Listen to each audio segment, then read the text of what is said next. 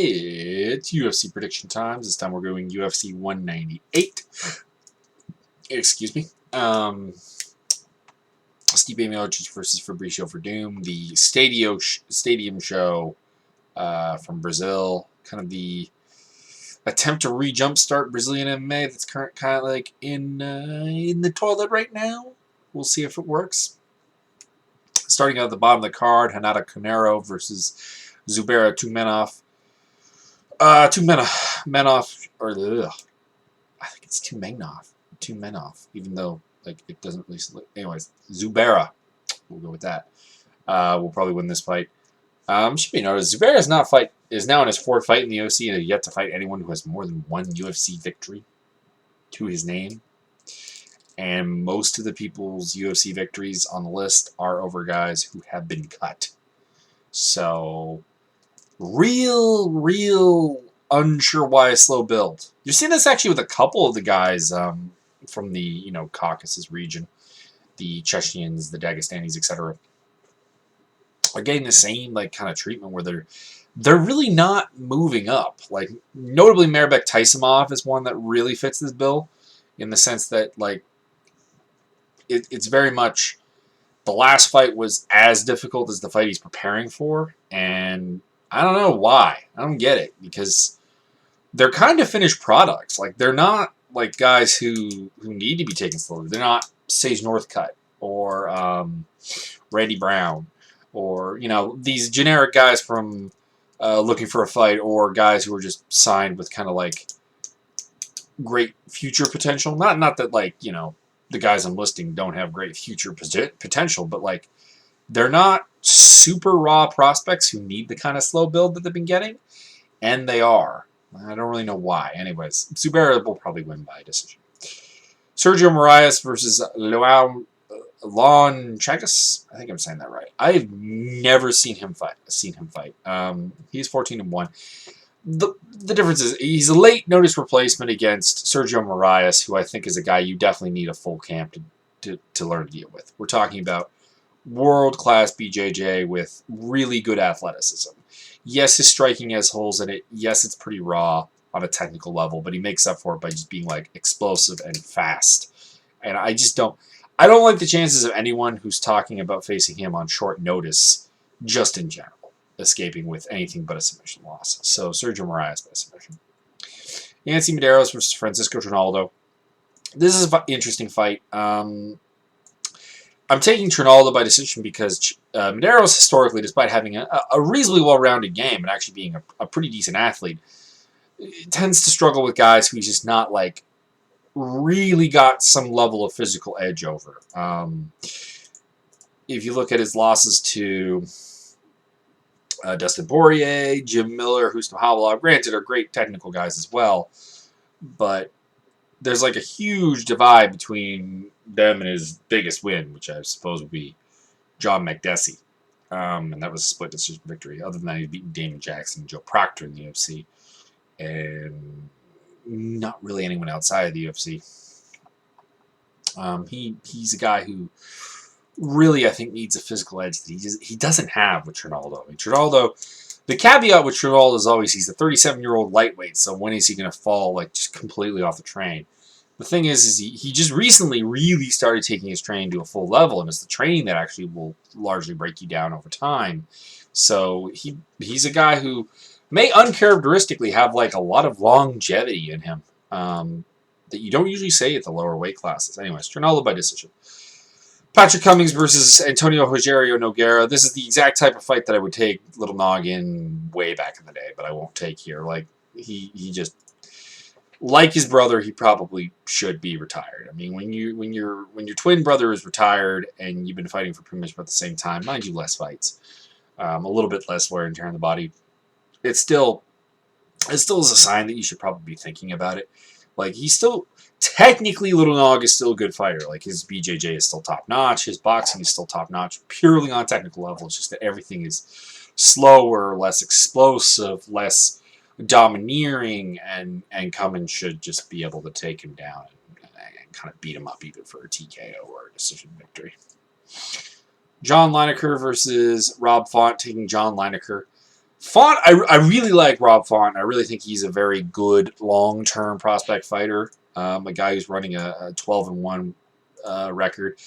Doesn't really have like the keystone victory that I'm gonna throw out there, and you'd be like, ooh, I mean, his biggest win is notoriety-wise, George Roop, and in terms of like what it really means on a technical level, probably is Joey Gomez, his most recent win. Up until that point, probably also George Roop. Saul Almeida is an okay fighter as well. Tristan Johnson's an okay fighter, but that's regional talent. He's got good striking, good wrestling, but he's not really seamless in transitioning from one to the other. And I think you really need both against John Lineker to beat him. I think, like, if you're just going to try and take Lineker down, he'll beat you senseless. If you're just going to strike with him, he will beat you senseless. And Font isn't yet really at that level where he's like, he keeps you guessing. I think Lineker is going to be able to know when he's going for the takedown and counter it, and I think he's going to outstrike him. And I don't see Font winning this fight. It's not a bad thing. I mean, Lineker was a guy who was pretty much in the 125 title picture permanently during his run in the UFC.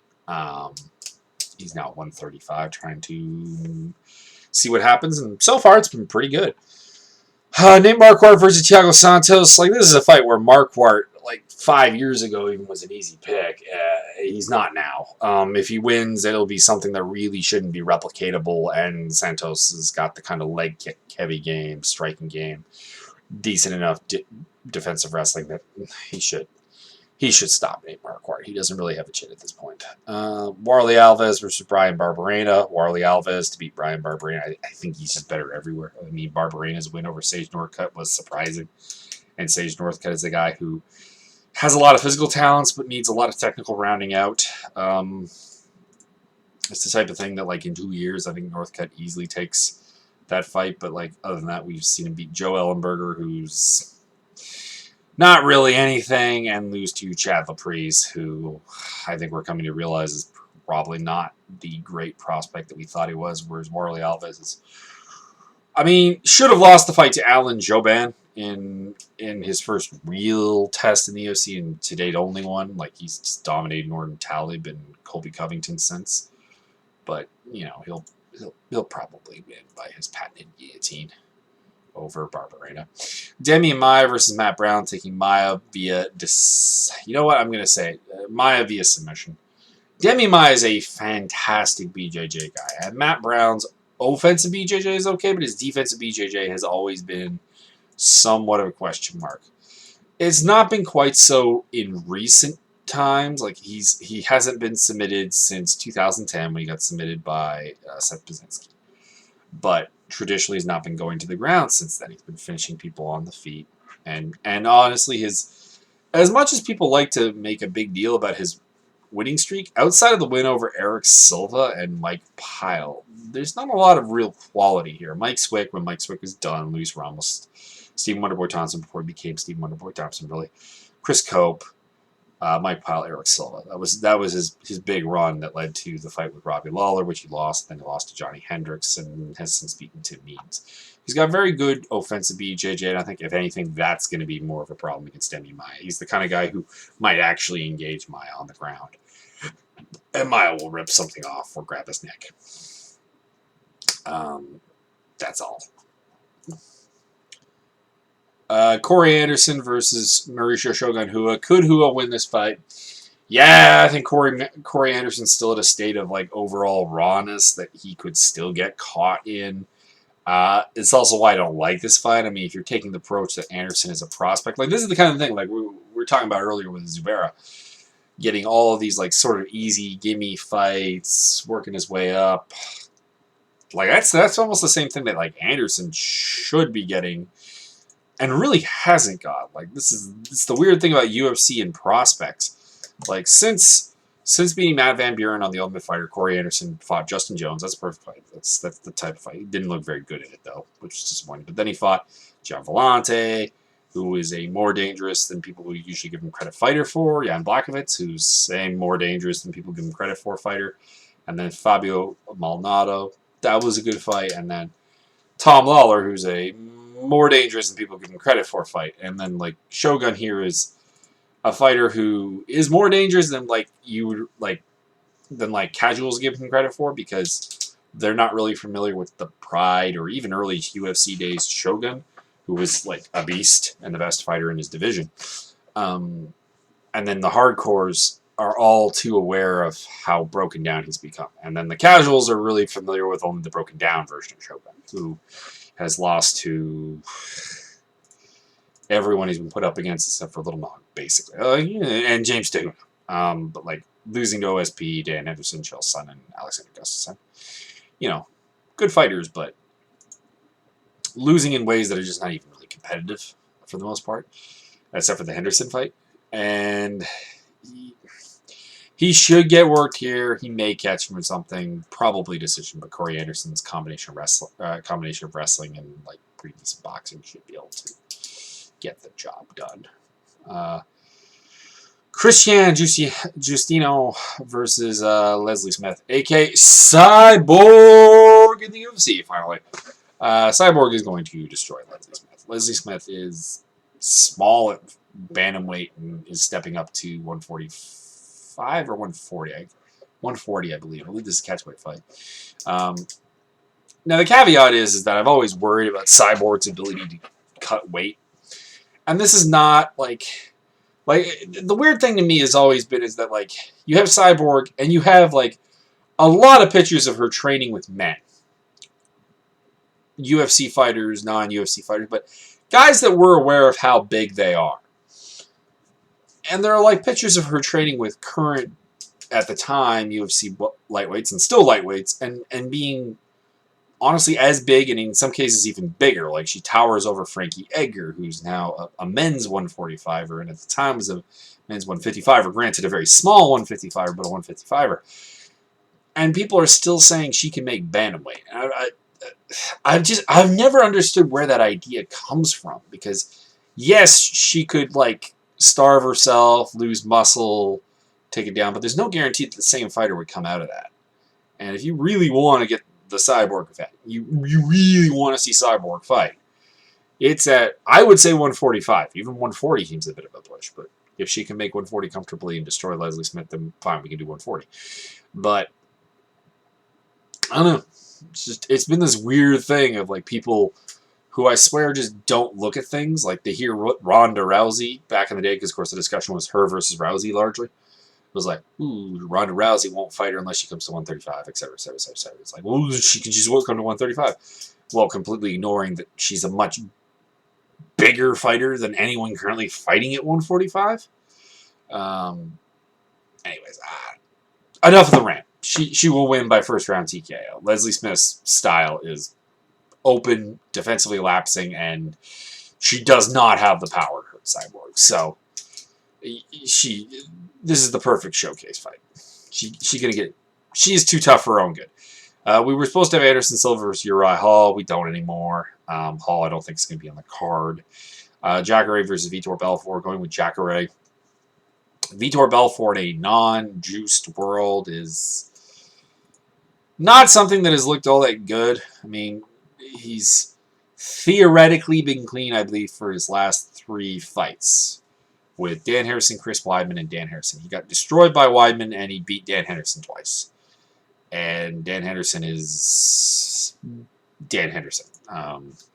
His last meaningful win was, I guess, the Boach win, but like the Boach win was something that completely surprised everyone. We're talking about a guy who's 2-6 in his last bunch of fights and losing to everyone that we're sure has any game in frankly embarrassing fashion, with the exception of the Rashad Evans and Leo Machida fights. Yeah.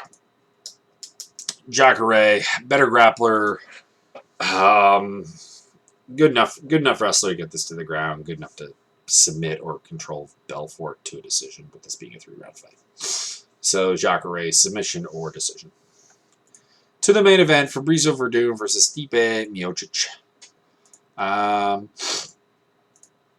I've been a big fan of Stipe Miocic since before he hit the UFC. He was a big prospect to me, a guy who had a very, very good wrestling background, whose hands were actually pretty good, and whose leg kicks, I think, actually are very underrated. It's just I'm having a hard time figuring out how he beats Werdum, because if you take Werdum to the ground, you will probably get submitted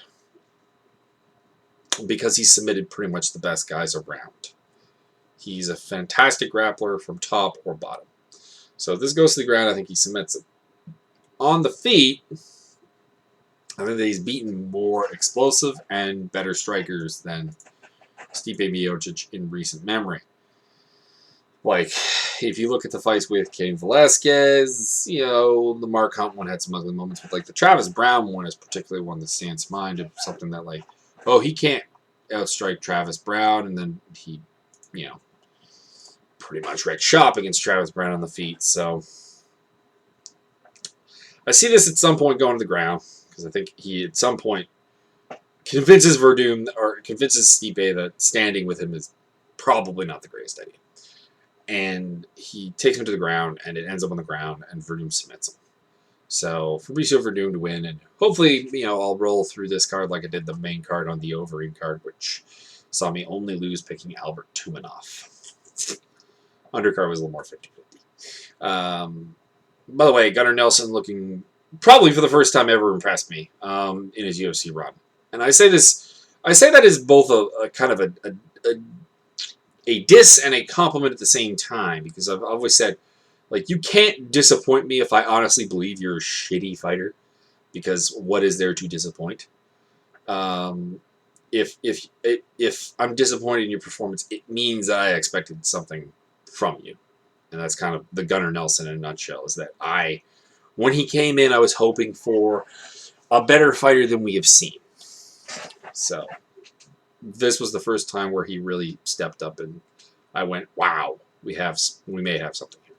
Now, mind you, this could be that Tumanov's anti-wrestling is just a lot weaker than we thought it was. We'll see. But I'm interested in Gunnar Nelson again after it largely died off.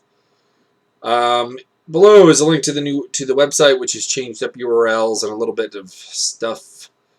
If you've been interested in the whole fighting sim thing, it's been pretty fun. But that's all. Enjoy the card. It's, I think, definitely worth the pay-per-view cost because it's a pretty stacked card.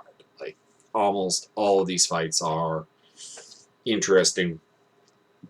Except as you get, like, really way down. Like, the Zubaira fight, the Moraes fight, not really interesting. But, and the Little Nog fight and the Shogun fight are kind of more sad than anything else, unfortunately. But, like, Medeiros Ronaldo, that should be a decent fight. Lineker Font's a really interesting fight.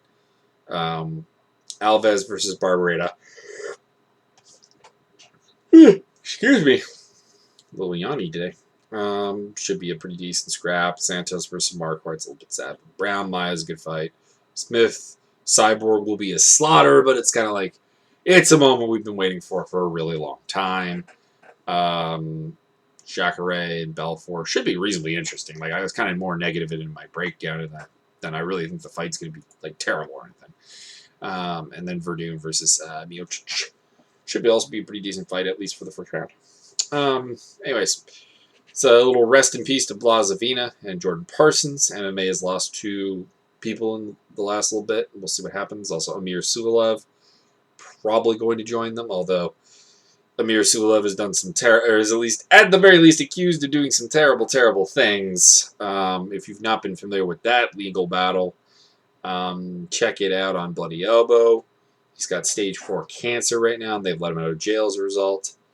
And his trial date has been kind of separated from his co-conspirators.